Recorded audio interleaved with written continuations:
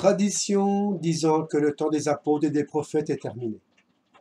Cette tradition humaine affirme que les apôtres et les prophètes ont été nécessaires au début de l'Église, mais que, depuis la mort des premiers apôtres et prophètes, ces ministères ont définitivement cessé. Voici ce qu'écrit l'apôtre Paul dans Éphésiens 4, versets 11 à 15.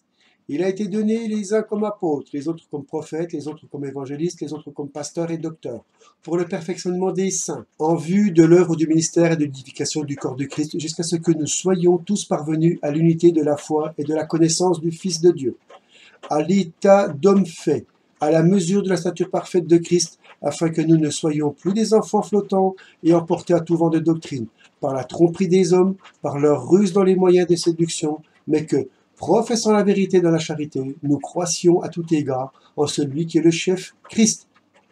Il est donc clair que les 5 ministères ont pour tâche unique le perfectionnement des saints, jusqu'à ce que tous les chrétiens soient parvenus à l'unité de la foi et de la connaissance du Fils de Dieu, à l'état d'homme fait, à la mesure de la stature parfaite de Christ. Peut-on affirmer que l'Église est déjà parvenue à cet état de perfectionnement pratique, au point de pouvoir se passer du ministère des apôtres et des prophètes? Il n'en est rien.